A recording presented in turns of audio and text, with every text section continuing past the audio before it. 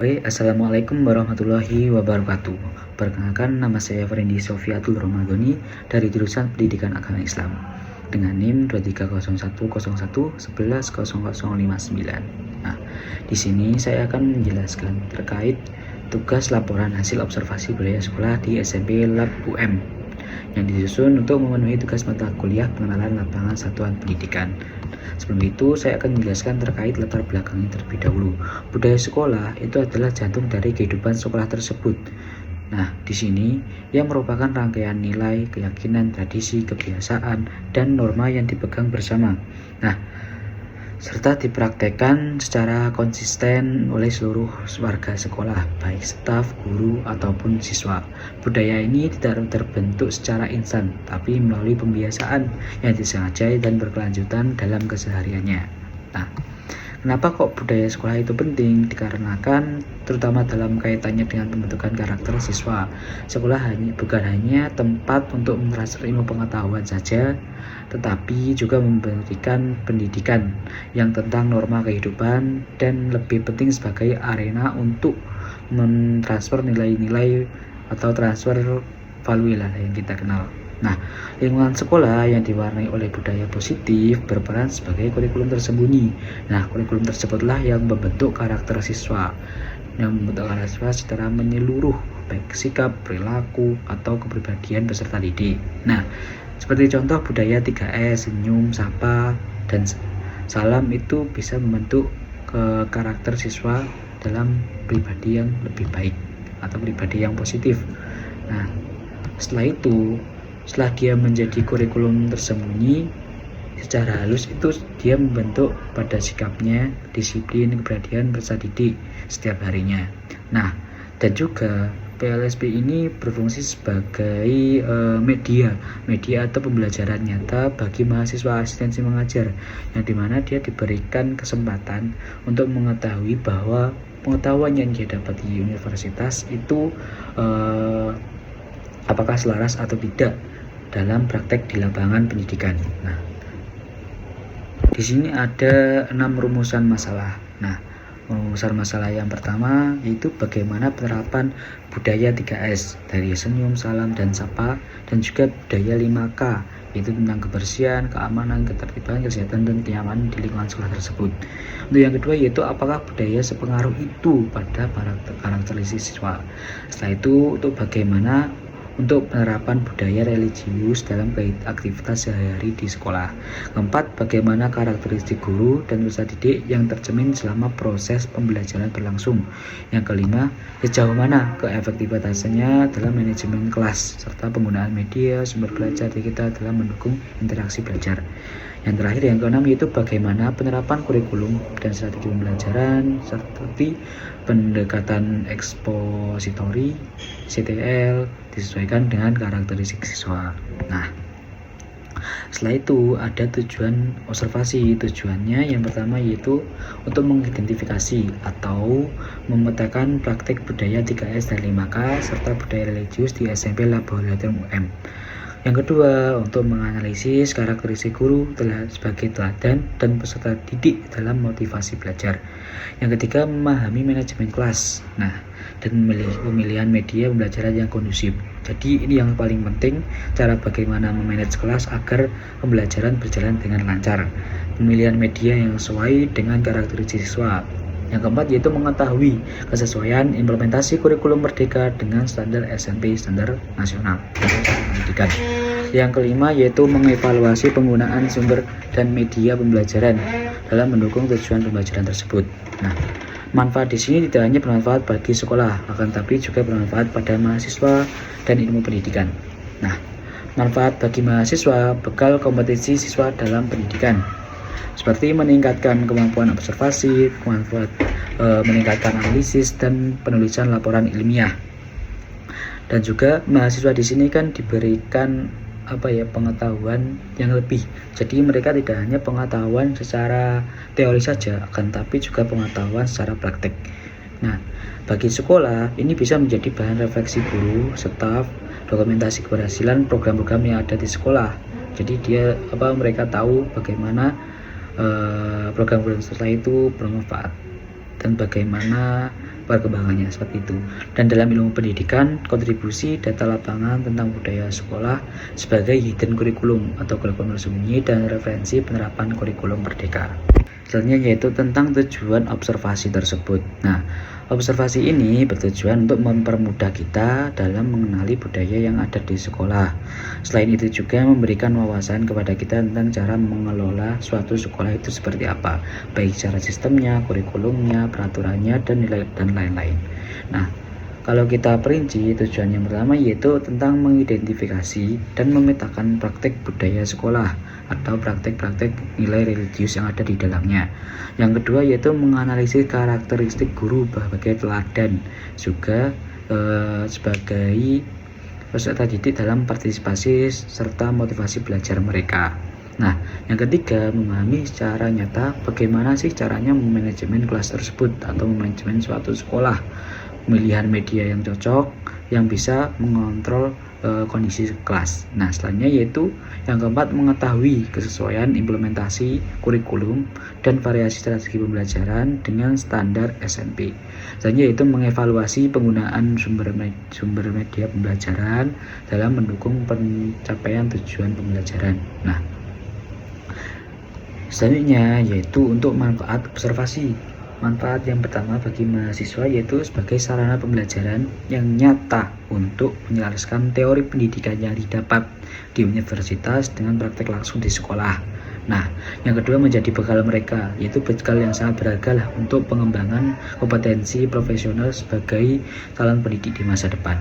Nah, yang paling penting yaitu menjadi wawasan tentang cara mengelola sistem sekolah, mengelola dari mulai kelasnya, dari cara mengolah sekolahnya bagaimana, administrasi hingga kurikulumnya, meningkatkan pemahaman tentang teori pendidikan dalam konteks nyata. Setelah itu bagi sekolah yaitu menjadi bahan refleksi bagi guru, staf untuk meningkatkan kualitas pendidikan.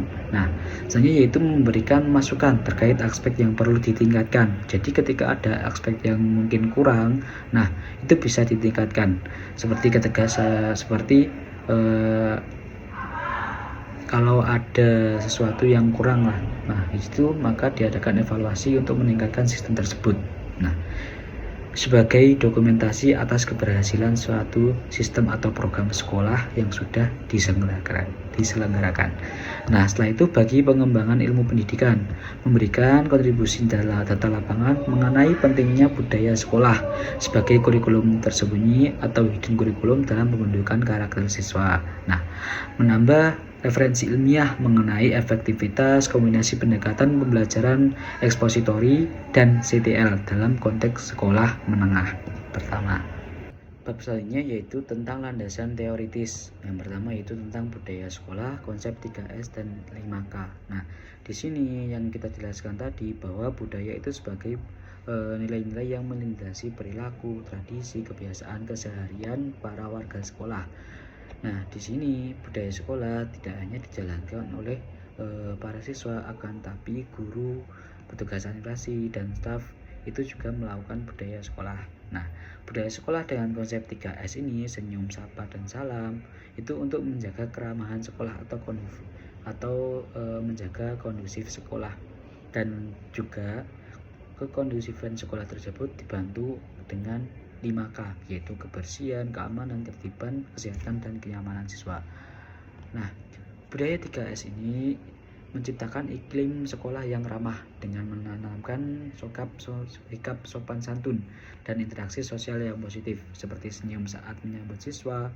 Nah, konsep 5K melengkapi dengan menjaga lingkungan sekolah yang bersih dan aman untuk mendukung proses pembelajaran. Nah, dan juga tidak hanya membantu proses pembelajaran, tetapi juga mendukung pembelajaran berkarakter. Implementasi kebudayaan meningkatkan disiplin dan mengurangi konflik antar siswa. Nah, selanjutnya yaitu tentang karakteristik guru dalam pembelajaran. Nah, karakter menunjukkan sifat-sifat dari diri pribadi yang diperankan. Istilah sifat atau karakteristik dapat diartikan sebagai ciri-ciri atau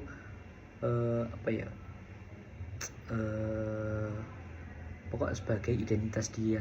Sedangkan istilah kepribadian sendiri dalam arti sederhana berarti sifat hakiki suatu individu yang tercermin pada sikap, dan perbuatannya yang membedakan dirinya dengan orang lain. Jadi karakter itu sifatnya, nah sebagai ciri-cirinya, sedangkan kepribadian itu suatu pembeda antara dirinya dan orang lain, yaitu dalam konteks perbuatannya. Setelah itu ada karakteristik peserta didik, sama seperti karakteristik guru.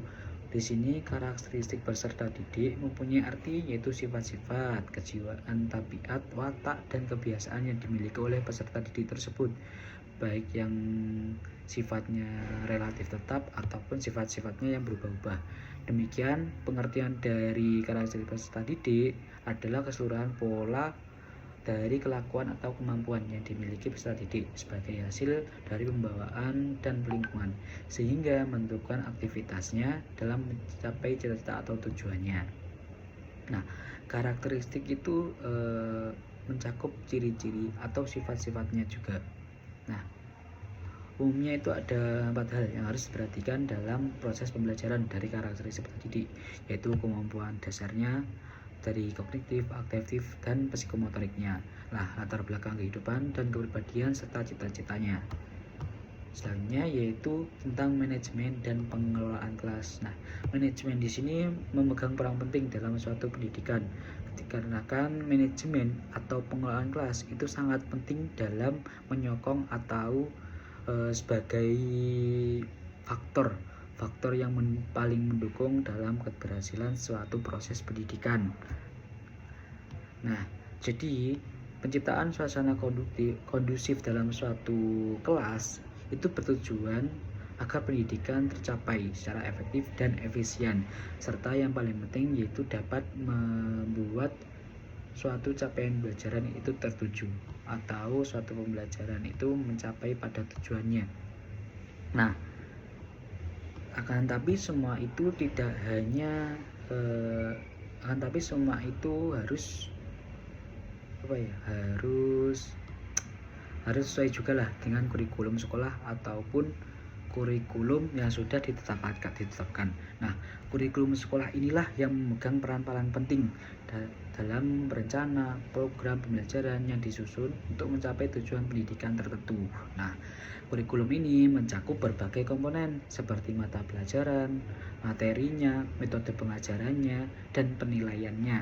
Nah, di kurikulum inilah sekolah manajemen suatu sekolah tersebut tidak hanya di dalam kelas saja, lingkungan kelas saja, akan tapi juga manajemen di semuanya menyeluruh di sekolah tersebut, baik administrasinya, penilaiannya, evaluasinya, dan lain sebagainya. Nah, menurut pendapat Hidayat, kurikulum dianggap sebagai plan of learning, yang artinya bahwa kurikulum merupakan suatu kegiatan atau proses yang direncanakan untuk memperoleh pengetahuan yang akan dikuasai oleh siswa. Nah,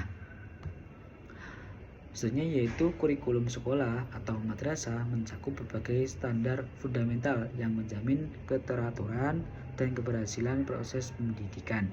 Jadi kurikulum bisa dikatakan sukses ketika sudah mencapai tujuan yang diinginkan.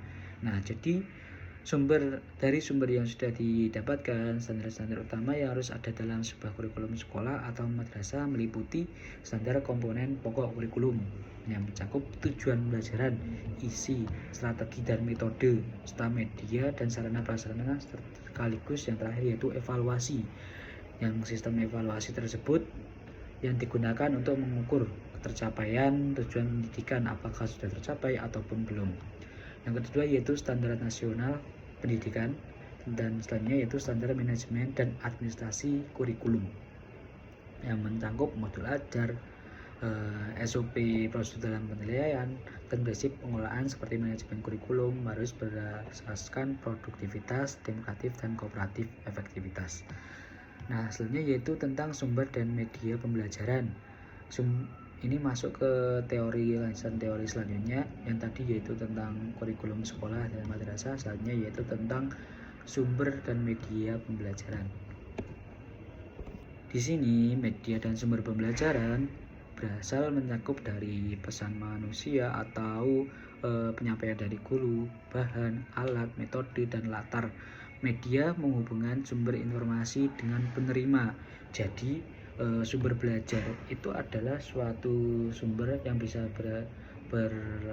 bersumber dari buku ataupun dari media, atau dari media, maksudnya itu yaitu media sosial atau media yang lain. Nah, media di sini yaitu berfungsi sebagai menghubungkan informasi yang didapat dari sumber kepada penerima atau peserta didik tersebut.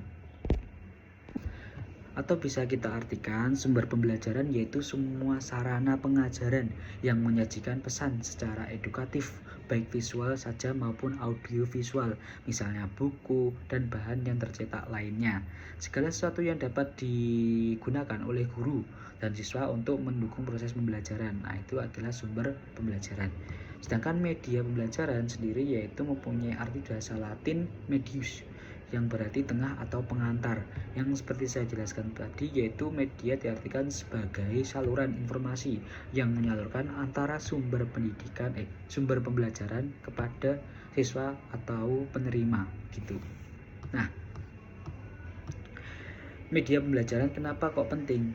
Dikarenakan dalam suatu proses pembelajaran seseorang itu menerima sumber pembelajaran atau materi pembelajaran itu berbeda-beda.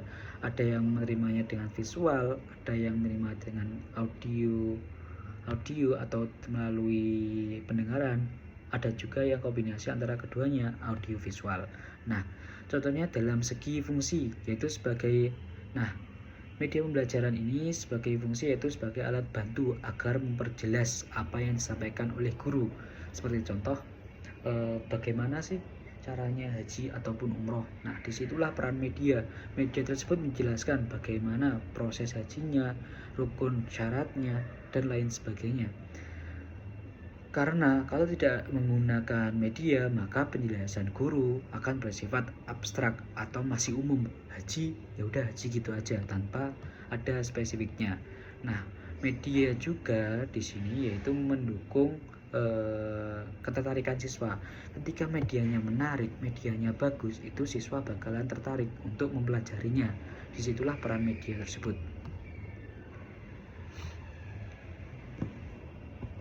Yaitu terkait penilaian pembelajaran. Penilaian pembelajaran itu harus sesuai dengan standar penilaian, harus sah, valid, dan terpercaya tanpa adanya suatu pembuangan data lah. Nah, bersifat objektif yaitu sesuai dengan standar yang ada, tidak bersifat subjektif. Jadi ketika ada murid yang memang contohnya ketika ada murid yang bermasalah, kita tidak suka, nah kita jelekan tuh nilainya, tidak boleh. Nah, penilaian harus bersifat objektif. Jadi apa yang menjadikan mereka bisa, apa yang menjadikan mereka pengetahuan mereka, maka dinilai di situ. Nah, contohnya yaitu bersikap adil. Penilaian tidak boleh menguntungkan atau merugikan peserta didik karena perbedaan latar belakang, agama, suku, budaya, dan lain sebagainya. Dan juga transparan atau akuntabel sesuai dengan prosedur lah. Jadi mereka tahu tentang penilaian mereka. Misalnya yaitu standar prosedur dan pelaksanaannya juga harus sesuai dari perencanaan, cara membangun data, pengolahan dan penafsirannya, serta pelaporannya. Yaitu terkait pendekatan, strategi, metode, dan model pembelajaran. Nah, pendekatan di sini yaitu proses pembelajaran tidak terlepas dari suatu pendekatan pembelajaran agar proses pembelajaran itu berjalan dengan lancar, efektif, dan efisien, serta menyenangkan bagi peserta didik. Nah, pendekatan bisa diartikan sebagai titik tolak atau sudut pandang terhadap proses pembelajaran. Nah, pendekatan dapat diartikan juga sebagai sudut pandang kita terhadap proses pembelajaran. Nah, selanjutnya yaitu ada juga strategi pembelajaran atau tahapan-tahapan yang harus dilalui agar pembelajaran tersebut itu berjalan dengan lancar. Nah, strategi ini juga ada ketentuannya. Kalau di sini ada macam-macam strategi pembelajaran, yang diantaranya pertama yaitu strategi induktif, adalah suatu strategi pembelajaran yang memulai dari hal-hal yang khusus barulah menuju hal yang umum. Atau strategi deduktif adalah suatu strategi pembelajaran yang umum menuju ke strategi khusus. Atau strategi campuran, yaitu antara induktif dan deduktif. Nah, di sini strategi itu sangat penting. Strategi di sini yaitu bagaimana kita menjalankan metode pembelajaran dan menjalankan media pembelajaran atau model pembelajaran agar model tersebut dan metode tersebut itu cocok dan sesuai dengan siswa. Nah, metode pembelajaran sendiri yaitu adalah suatu pengetahuan tentang cara-cara mengajar yang digunakan oleh guru. Nah, jadi metode itu seperti apa ya? Seperti bagaimana cara kita menyampaikan sumber pembelajaran tersebut kepada siswa. Ada yang dengan cara metode ceramah, metode diskusi, atau metode tanya jawab. Nah, ada juga dalam model pembelajaran ini berbeda dengan metode tadi. Model pembelajaran adalah suatu rancangan yang menggambarkan proses secara rinci dan menciptakan situasi sekolah. Nah, jadi model pembelajaran bisa kooperatif, kontekstual atau CPL, atau realistic management education, atau pembelajaran langsung, atau direct learning, pembelajaran berbasis masalah, atau PBL, problem solving, ataupun lain sebagainya. Nah, jadi di sini kita sebagai contoh kita menggunakan model pembelajaran kooperatif atau pembelajaran PJBL, Project Basic Learning. Nah, setelah itu kita kasih itu metodenya. Kita mau menyampaikannya kepada siswa itu metode apa? Mau metode diskusi yang cocok dengan model pembelajaran kooperatif, atau metode ceramah yang memang mereka itu masih kurang dalam pembelajaran atau mata pelajaran tersebut, atau kita menggunakan metode karya wisata. Nah, karya wisata itu seperti suatu cara dalam menyajikan materi di mana guru membawa siswa di luar kelas dengan membahas materi yang sedang disajikan. Contohnya, ketika kita belajar biologi, seperti mengenal tanaman-tanaman, kita bisa menggunakan karya wisata ini, yaitu para murid diajak ke taman untuk mengenal tentang tumbuhan-tumbuhan. Nah, setelah model itu cocok kepada siswa, diturunkan ke metode. Nah, kita turunkan ke strategi. Nah, bagaimana strategi ini seperti ATP, alur tujuan pembelajaran. Bagaimana cara kita untuk mengatur agar kelas tersebut itu kondusif, sesuai, dan efektif untuk mencapai tujuan pembelajaran. Selanjutnya di sini saya menggunakan metode observasi kualitatif atau jenis penelitiannya yaitu kualitatif deskriptif. Di sini saya mengumpulkan datanya melalui hasil observasi, yaitu pengamatan secara langsung baik di dalam kelas maupun di luar kelas. Jadi saya di sini mencatat aktivitas warga sekolah secara langsung. Nah, selanjutnya yaitu saya menggunakan metode wawancara juga, yaitu wawancara kepada waka kurikulum, waka sarana dan para guru juga. Beberapa guru yang memang dibutuhkanlah dalam membantu proses pengerjaan tugas ini. Selanjutnya yaitu dokumentasi dari foto, rekaman, dan catatan kebijakan sekolah untuk mendukung data observasi. Nah, untuk lokasinya sendiri saya ada di SMP Laboratorium UM yang alamatnya yaitu di Jalan Simpang 5 Bogor, Waru, Kota Malang. Ya, dan sekolah ini yaitu swasta ya, tidak negeri. Untuk kurikulumnya mereka menggunakan kurikulum Merdeka dan terakreditasi A. Nah, selanjutnya untuk siswanya ada sekitar 739 siswa. Untuk gurunya ada 35. Insya Allah ada 35 kalau nggak 38. Selanjutnya yaitu masuk ke bab 4, yaitu gambaran umum sekolah atau madrasah. Nah, profil sekolah dan secara sekolah ini SMP Laboratorium sendiri berdiri tahun 1990 dengan nama SMP IKIP Malang di bawah naungan Yayasan Pendidikan Bhinneka Karya Unit Korpi IKIP Malang. Nah, selanjutnya tahun 1996 Yayasan Bhinneka Karya Malang berubah nama menjadi Yayasan Pendidikan IKIP Malang tahun 2005 atau 2006. Nah, mengalami perubahan nama lagi dari SMP IKIP Malang di bawah naungan Yayasan Pendidikan IKIP Malang berubah menjadi SMP Laboratorium UM. Nah, di bawah naungan Yayasan Pendidikan UM Universitas Negeri Malang atau disingkat YPUM. Sejak berdiri hampir 17 tahun, tepatnya pada tahun 2000-2006, SMP Laboratorium UM ini memakai sistem modul dan akselerasi atau percepatan. Sampai saat ini sistem modul masih tetap berjalan walaupun ada sedikit kendala yang dialami oleh para siswa. Hanya kalau tahun 2009, tepatnya tanggal 15 Oktober 2009, Yayasan Pendidikan Universitas Negeri Malang atau YPUM dilebur dengan unit pengembangan sekolah laboratorium atau OPSL. Universitas Negeri Malang menjadi Badan Pengembangan Lab Pendidikan atau disingkat BPLP Universitas Negeri Malang. Nah, pada saat ini SMP Lab UM memiliki 23 rombel dengan rincian kelas 7 sebanyak 8 kelas, program reguler dan 1 kelas ICP, kelas 8 sebanyak 7 kelas, dan lain-lain. Untuk visi misinya yaitu visi unggul dalam iman, prestasi, kemandirian, sosial, dan budi pekerti tetap berbudaya lingkungan. Misinya yang pertama yaitu melaksanakan pembelajaran universal dan bimbingan secara efektif sehingga setiap siswa berkembang secara optimal sesuai dengan potensi yang dimiliki. Nah, itu tadi untuk visi misinya. Sebenarnya masih banyak untuk misinya. Selanjutnya untuk fasilitas ada perpustakaan, lab laboratorium, UKS, tempat ibadah, lapangan olahraga, simbo, dan lain sebagainya. Ada juga bab selanjutnya itu terkait dengan bab 5, hasil observasi dan pembahasan.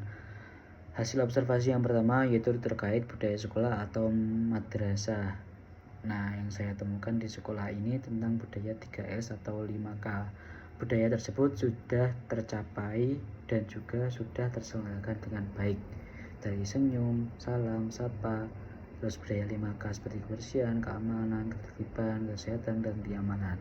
Nah, di situ dapat kita temui ketika ada piket sambut pagi dan diselenggarakan di depan musola, yaitu para guru menyambut siswa yang datang di pagi hari, mulai mengucapkan salam, sapa, terus senyum, itu sudah tercapai semuanya. Bahkan budaya 5S semua sudah terpenuhi di situ. Selanjutnya yaitu budaya religius ini menjadi tambahan lah. Budaya religius itu sangat lumayan kental di sini dikarenakan adanya kegiatan sholat duha, yang dimana sholat duha itu cuma ada di MTS ataupun MA ya. Akan tapi di sini diterapkan juga di SMP Laboratorium UM. Nah, ada juga kelas tahfidz, yang dimana kelas tahfidz ini ada di kelas C dan kelas D. Ada juga program yang mendukung nilai religius sekolah, yaitu program tabaku, tahfidz dan baca Al-Quran. Selanjutnya yaitu tentang karakteristik guru. Karakteristik guru sudah juga baik dikarenakan guru di sini sebagai role model atau sosok teladan bagi siswa atau peserta didik. Beliau harus mempunyai karakteristik yang baiklah untuk ditiru para muridnya. Dalam proses pembelajaran, guru itu menunjukkan penguasaan materi yang baik. Bagaimana beliau untuk menyampaikan materinya, bagaimana beliau memanajemen kelasnya, itu sudah baik. Karakteristik yang menonjol adalah kemampuan guru dalam memperhatikan perasaan siswa juga. Beliau memberikan perhatian lebih kepada siswa yang dirasa membutuhkannya, dan juga beliau itu atau para guru menjaga kelas secara baik agar kondusif dan juga agar tercapai suatu tujuan pembelajaran tersebut.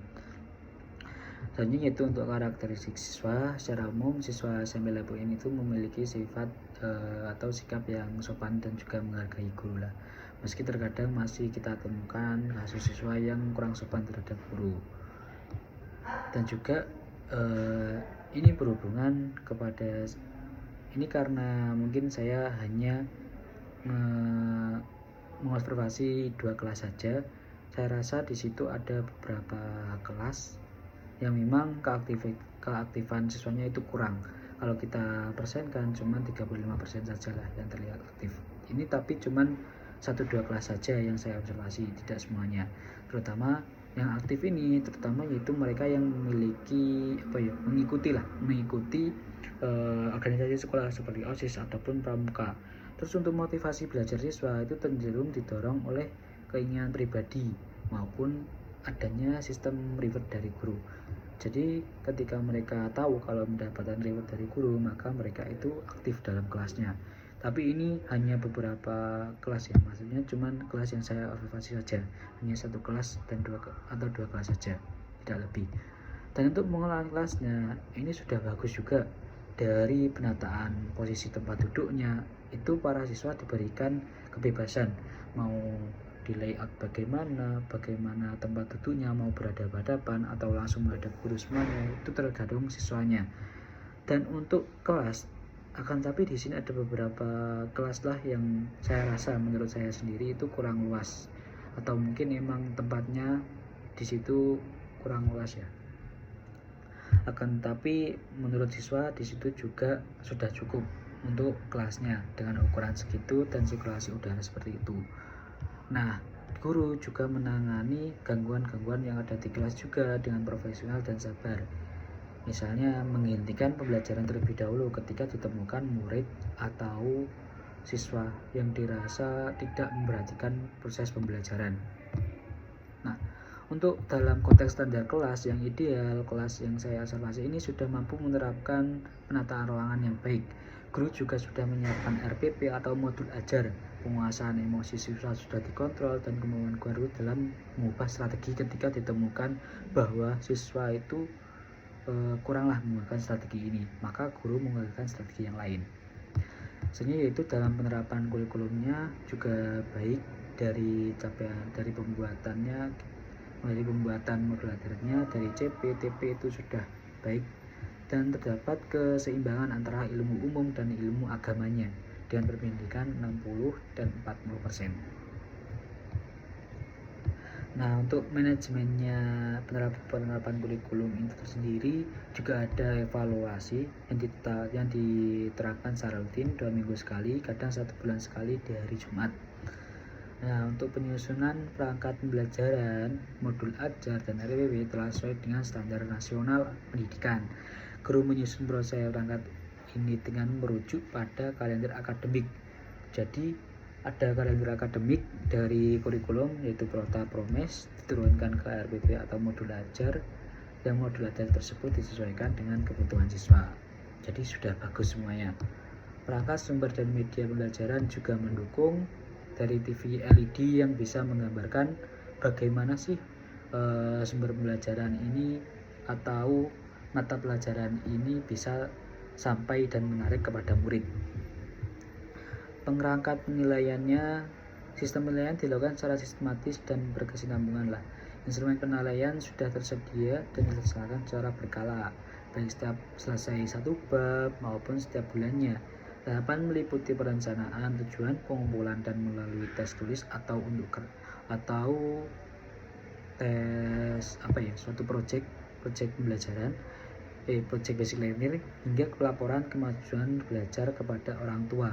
Nah, di sini yang menarik itu di sekolah ini ada TWC. Yang TWC ini kegiatannya yaitu kita bisa mengetahui, para guru orang tua itu mengetahui seberapa jauh peserta didik atau siswa anaknya ini memahami pembelajaran dan siswa apa yang dibutuhkan siswa dalam pembelajaran tersebut.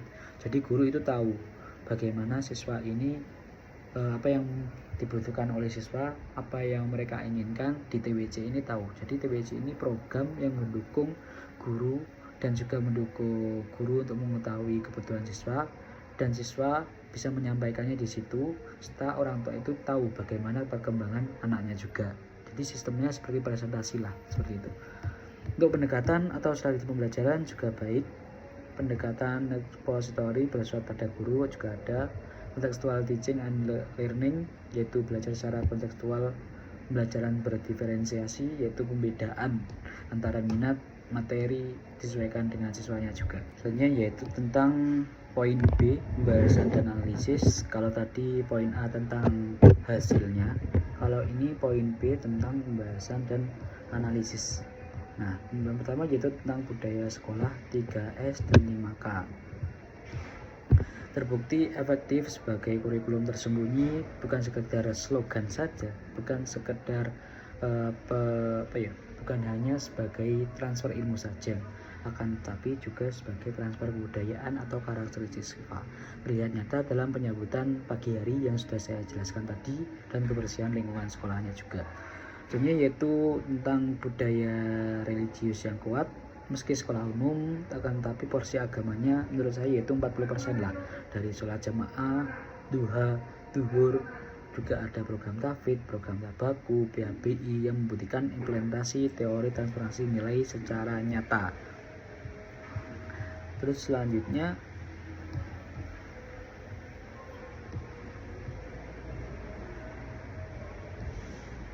karakteristik guru dan peserta didik dalam pembelajaran. Secara teori, guru harus mampu bersikap jujur dan menciptakan lingkungan belajar yang demokratis. Nah, hasil observasi menunjukkan bahwa guru di SMP Laboratorium UM ini sudah menjalankan perannya dengan baik karena beliau menjadi role model atau sosok teladan bagi muridnya.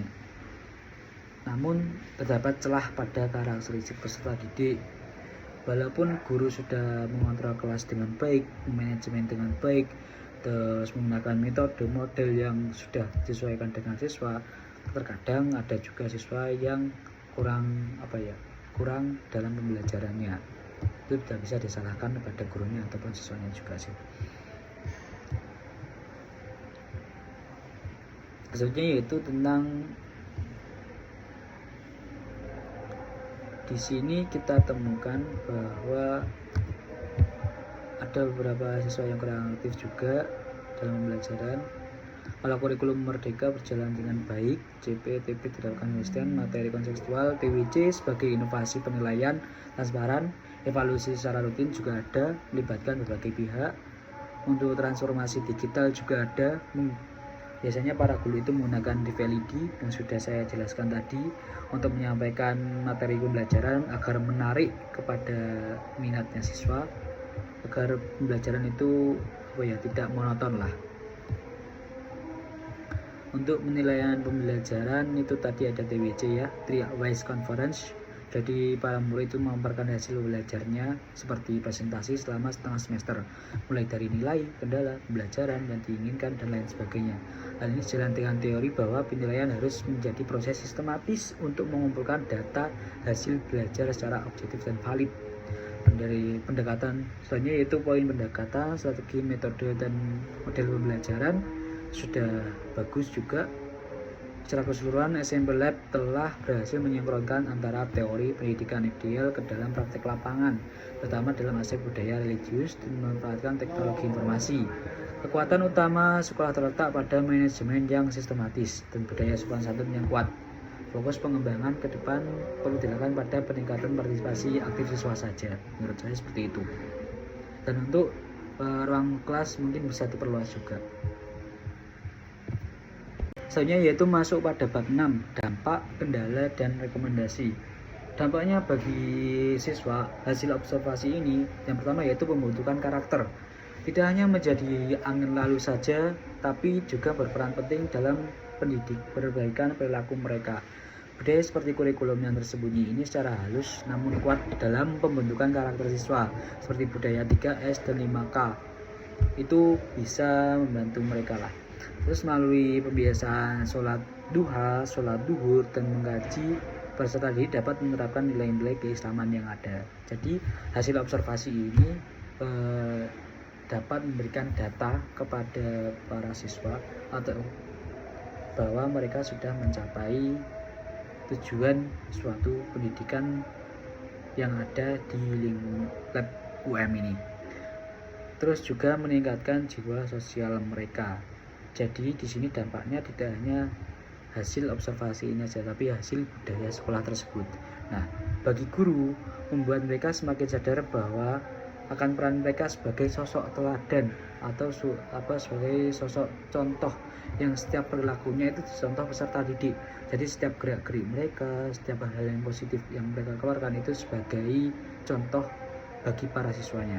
Zaku menciptakan lingkungan yang kondusif. Yang kedua, yang ketiga yaitu nilai budaya juga bisa menjadikan guru membangun hubungan yang erat dengan para siswa, akan tapi tetap menjaga keprofesionalan mereka atau etika profesional guru.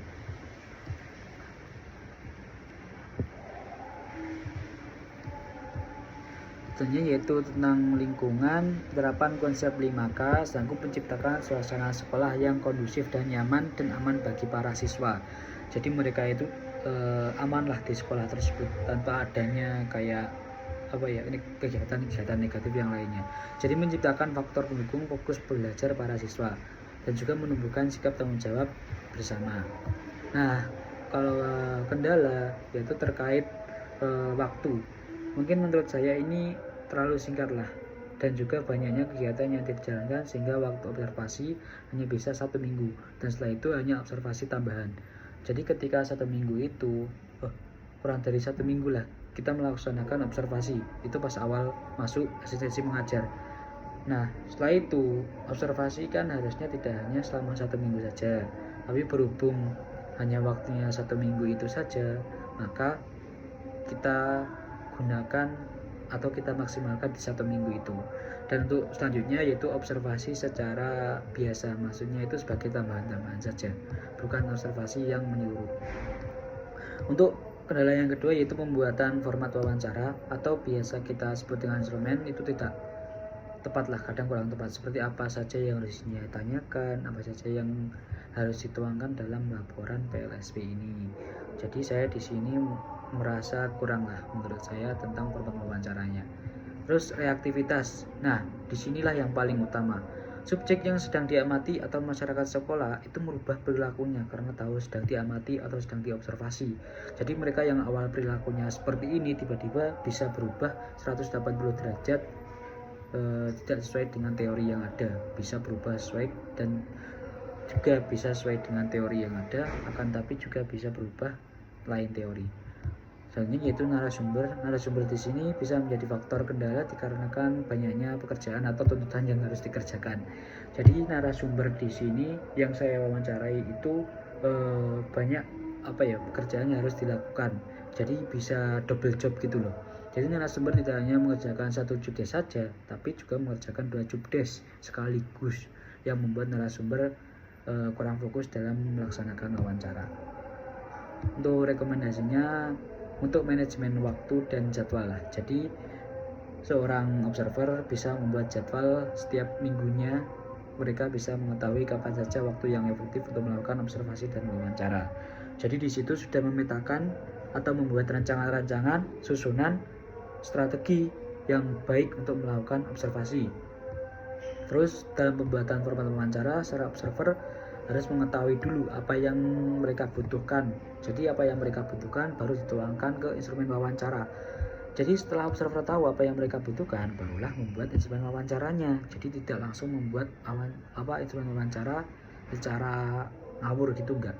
Selain itu juga observer dapat melihat sumber terdahulu juga. Jadi seorang observer itu mengetahui instrumen wawancara dari tahun sebelumnya. Karena tahun sebelumnya dan tahun sekarang itu tidak jauh berbeda dalam penyusunan instrumen wawancaranya. Untuk perubahan perilaku atau reaktivitas, seorang observer dapat melakukan observasi tersembunyi atau covert observation. Peneliti tidak hanya menyatakan diri sebagai observer di komunitas tanpa menunjukkan status pengamatnya. Jadi mereka itu melakukan observasi secara sembunyi-sembunyi. Jadi tidak langsung gitu menilai mereka, seperti itu. Untuk selanjutnya yaitu menggunakan pendekatan penjadwalan fleksibel dan asinkron. Jadi wawancara ini bisa dipecah menjadi beberapa sesi. Contoh, dipecah menjadi 3-5 sesi pendek, masing-masing berjarak 5-10 menit, 10-15 menit. Jadi yang diwawancarai atau narasumber itu bisa beristirahat dan tidak menghabiskan waktunya secara menyeluruh. Jadi sesi pertama berapa menit, sesi kedua berapa menit gitu. Jadi tidak jauh dari rekomendasi yang pertama yaitu manajemen waktu atau jadwal. Bab selanjutnya atau bab terakhir yaitu tentang kesimpulan. Nah, kesimpulan yang pertama terkait budaya 3S dan 5K ini sudah berjalan dengan sangat konsisten dan sangat baik, bukan sekedar slogan saja. Hal ini terlihat nyata dari kebiasaan warga sekolah dari pagi sampai pulang. Pengaruh budaya terhadap karakteristik siswa.